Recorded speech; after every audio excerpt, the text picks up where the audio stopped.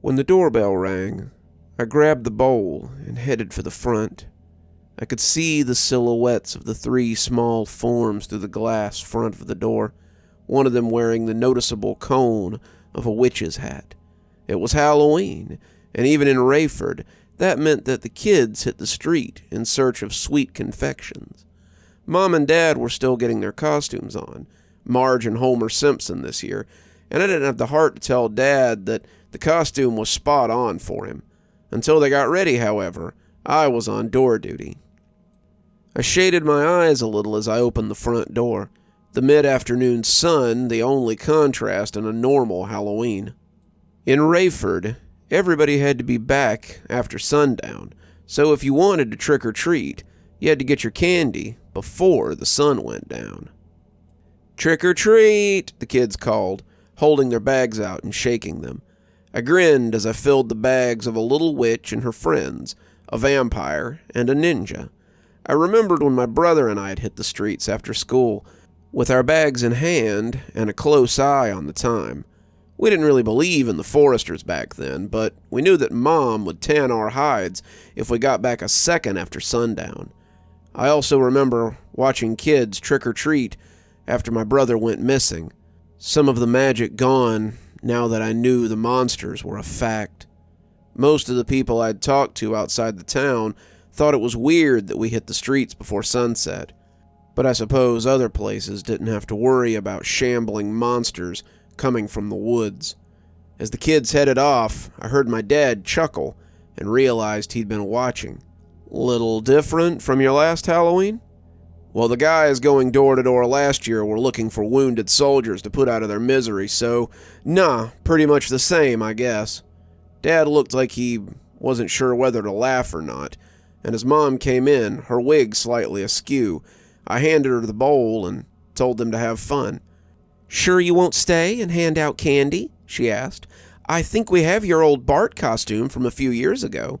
"Hard pass, Mom. Some of the guys from work want to go celebrate a little before the sun sets, and I told them I'd meet them at Lafferty's." Mom's face told me all I needed to know about that, but Dad nodded as if this was as common as dinner in a movie. Lafferty's was one of the nicer bars that catered to the loggers in the community.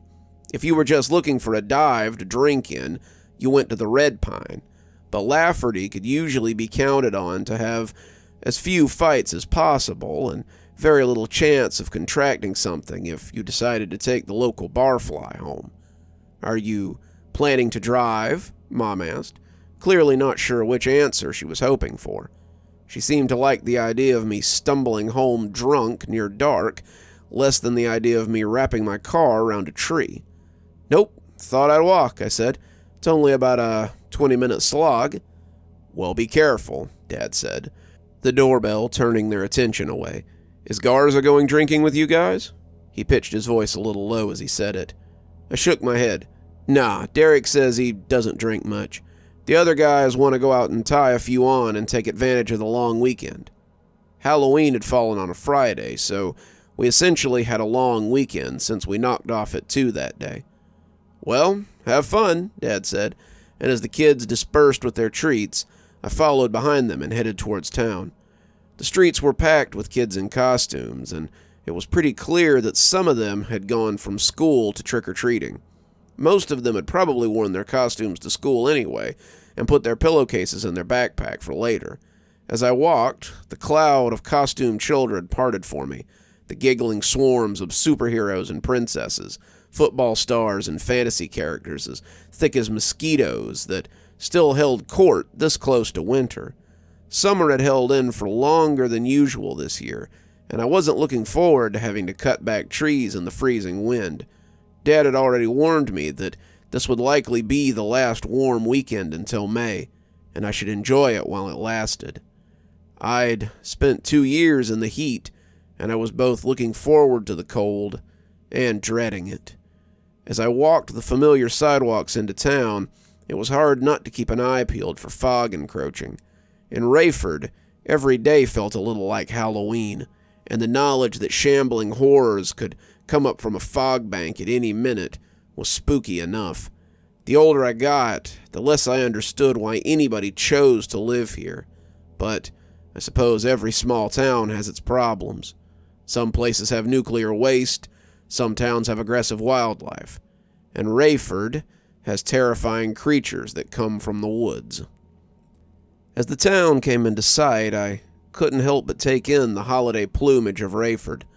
The hardware store had 5 different jack-o'-lantern trees, which are just 3 jacks stacked on top of each other, and a swarm of furry bats hanging on the railing of the overhang.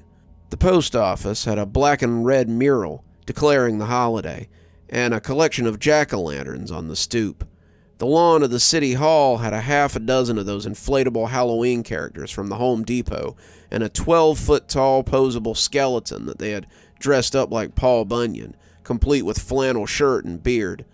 Between them was something like 30 carved pumpkin faces, the city landmarks marking them, and their candles danced mutely in the afternoon light.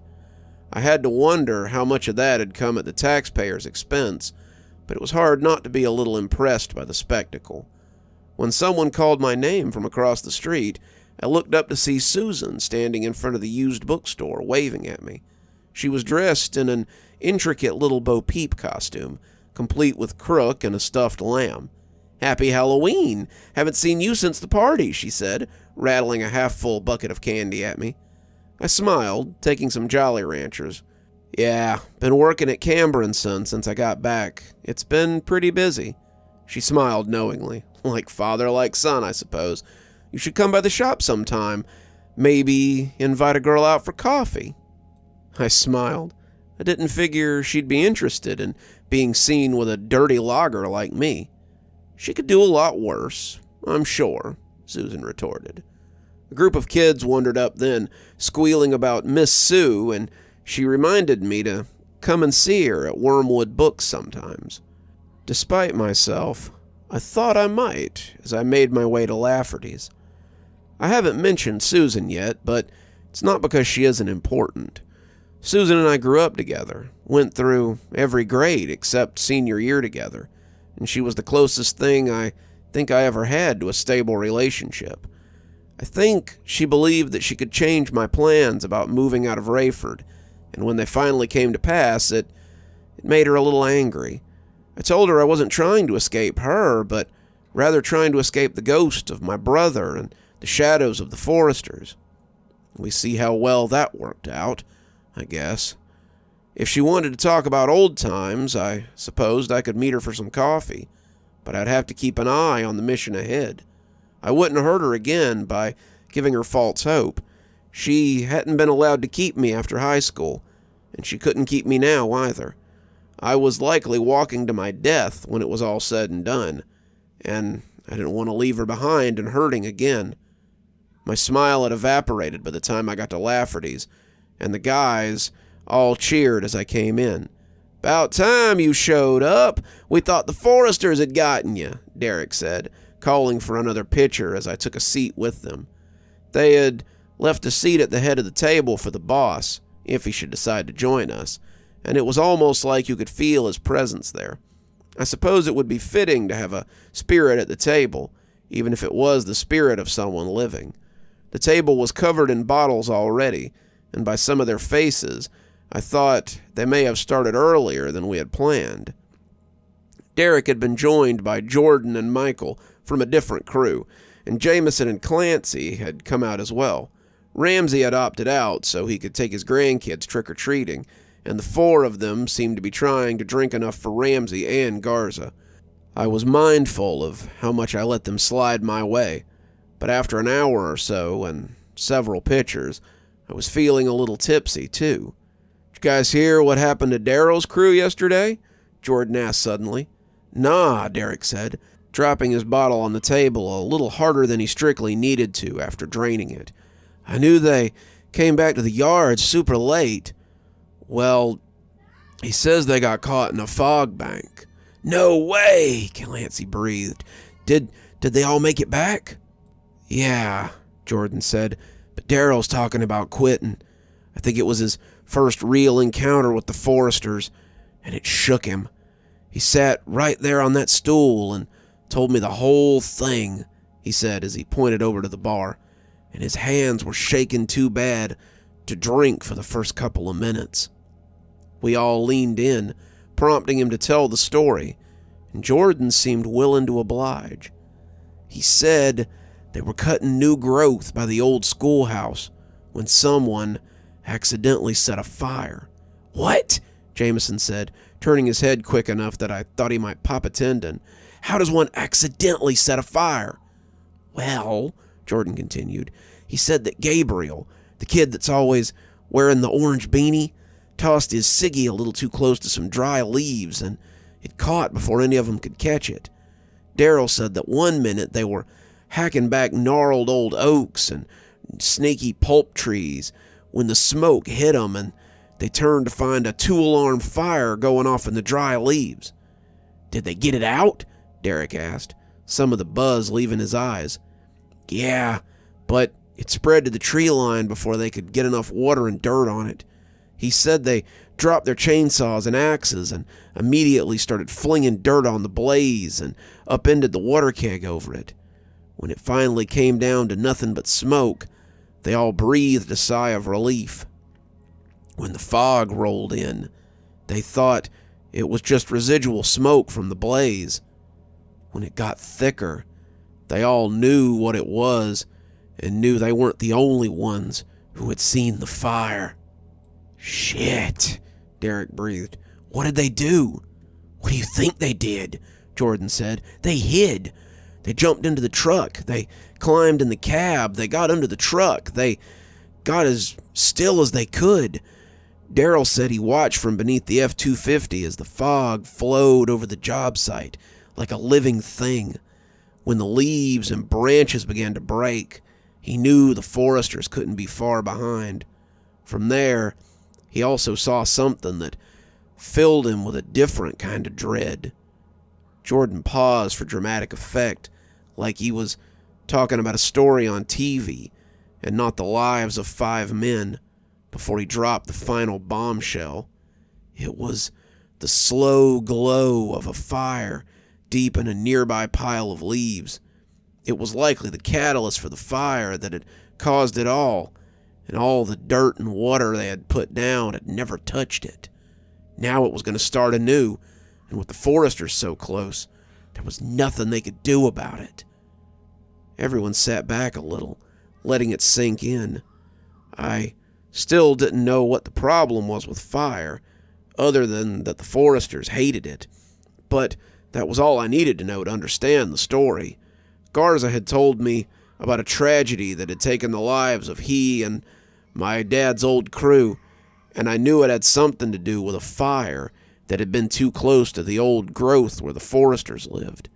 It appeared that a fire anywhere near the woods was a problem, though, and I wondered how Daryl and his crew were going to make it out. Daryl said they came lumbering out of the woods like living corpses, and the mist only did so much to cover them. He could see their gray skin with brown mixed among it, with scabby flesh and wooden workings that had made their way into them, and he was afraid the fire might be the death of them. He counted a dozen of them, men, women, and children too, and as they spread out, he said he was afraid to breathe too deeply. He could hear Gabriel beside him, praying softly, and while he hoped that something would save them from this, he put a finger to his lips to tell him to quiet down. The foresters were moving around in an agitated stomp, their heads creaking as they turned to look for the source of the fire. They were making this weird noise like tree limbs in a high wind, and Daryl was sure that they'd find them at any minute and drag them off. He paused to weigh the room, clearly liking how drawn in they all were. And all the while, the little fire was building in that pile of leaves. Daryl could see the smoke beginning to curl, and he just knows that when the foresters see it, there's gonna be hell to pay. The leaves are curling, the fire's growing bigger, and Daryl can't do anything but watch it. The slightest move, The slightest noise, and they'll know he's here and snatch him. He knows this, like all children know this, but he's caught between a rock and a hard place. They're getting close to the truck now, which is something he missed while watching the fire grow, and he's worried that the jig is up. They've smelled them. They know who started the fire. Gabriel's crying now, but he's got his hands over his mouth to try to keep it silent. Both of them are getting ready to run, knowing they won't get away, but not wanting to just get grabbed. And that's when it happened. He slammed his fist down on the table, making us all jump. One huge stomp of a foot comes down on the smoking pile of leaves, and as it comes back up, the blaze is smashed out before it can ever begin. Daryl said he was holding his breath the whole time, certain this would be when they got him. But then they moved off with the fog, the troop leaving with him as they went back into the woods. They sat still like that for a few more minutes, not daring to move, but when they heard the truck groan to life, he and Gabriel rolled from beneath it and squeezed into the cab. Those in the back stayed low as they rolled off, leaving the gear behind. None of them cared if it was there the next day or not. They were just happy to have made it out alive. The whole table was silent as the story ended, and I thought Derek might not be the only one beginning to sober up. The sun was making a bright line across the sky, and I wondered how long we'd been sitting here listening to Jordan's story. A look at my watch told me it was pushing 7, and when I got up, I felt my legs wobble a little as the beer caught up with me. I'm gonna call it a night, boys. Gotta get home before sunset. Yeah, Derek said. Yeah, we better get home before the real spooks come out. The others made similar excuses, and we settled up and moved to the parking lot. Most of us had walked, and those who hadn't decided that they would tonight. We all said our goodbyes, and as we moved off, I could feel the night creeping up on me like a velvet curtain, a curtain that meant to drop on me and pin me down. I still had about 20 or 30 minutes before true dusk, but that wasn't much of a comfort. It always reminded me of the time that I'd thought my brother and I could make it home before dark, and how disastrous that had gone. I supposed it always would. The sidewalks were a little less crowded now, and there was no Susan to greet me this time. She, much like the other shop owners who had handed out candy, had rolled up their wares and gone inside. The streets were pretty dead now, the last kid heading for home, and I quickened my pace as I came back into the neighborhood. When a pocket of mist crossed my path, I felt my breath stick in my throat. It lazed across the road from one of the nearby houses, and I froze in place as I saw it. I looked and realized how close it was to dark, my teeth clacking without permission. If I let the mist stop me, I'd be stuck out here after dark, and if that was the case, I'd have to stay on the sidewalk for the night, or risk a run home. The mist wasn't thick yet, just an inkling of what I'd seen in my youth, but as I watched, I could already see a smoky figure moving through it. They were getting close to me, their walk a little less stilted than the others, and I wondered if maybe this forester was fresher than his kin. I stood stock still as it moved towards me, but when it broke the mist, I breathed a sigh of relief. The man was dressed as a vampire, his mouth still dribbled with fake blood, and as he came out of the fog bank, he jumped a little when he noticed me. "Jesus, you scared me half to death. I thought you might be a forester, though," he said it as he looked at the growing smoke. "I suppose you might have thought the same." "Yeah," I laughed, breathing out a sigh of relief. "What's with all the fog?" He laughed. "Sorry, the wife is a witch, and she was using the dry ice to make her cauldron smoke. It wasn't until I dumped it in the yard that I realized how much smoke it was making. He reached into the mailbox, taking out a few envelopes before wishing me a happy Halloween and walking back into the dissipating fog bank. I watched him go, glad that it had been nothing, but realizing how low the sun was getting and picking up my pace as I headed for home. No need to tempt fate on a night like tonight. You're still here. I thought you might be.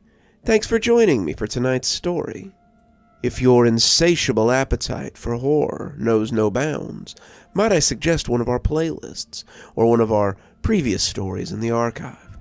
There should be one appearing at the end of the story any minute now. And of course, if you're not subscribed, why not go ahead and hit that subscribe button? Maybe hit that notification bell so you don't miss any of the spooky things that we do here. If you prefer your horror a little more analog, you can always pick up one of my books. There's a link below to my latest, and it'll take you to all the great things that I've posted on Amazon. For my book lovers in the audience, I always suggest coming on down to Patreon so you can become part of my ghostly reader tier and get a book anytime I write one, which is usually about twice a year. Speaking of my patrons, let's go ahead and thank them, shall we? Thanks to Unicorn Hollow for being our spooky ghost contributor. Thanks to Janet and Lady Vengeance for being our spooky skeleton tier contributors. Thanks to Hi Stacy, Winter, Xaronan, Emily Coltsfoot, Stephanie Carrington, Marianne Schuler, Tyler Parker, and Jennifer Damron for being our ghostly reader tier contributors. Thanks, everyone. We just couldn't do the show without you. If you think you might like to support the show in a more monetary fashion, come on down to Patreon. I have many tiers. I'm sure you'll find one that suits you best. I always recommend the Ghostly Reader tier, since you get a signed book anytime I write one on your doorstep. But I have many tiers, and again, I'm sure you'll find one to suit you. And as always, thanks for stopping by. Dr. Plague, signing off. Have a wonderful evening.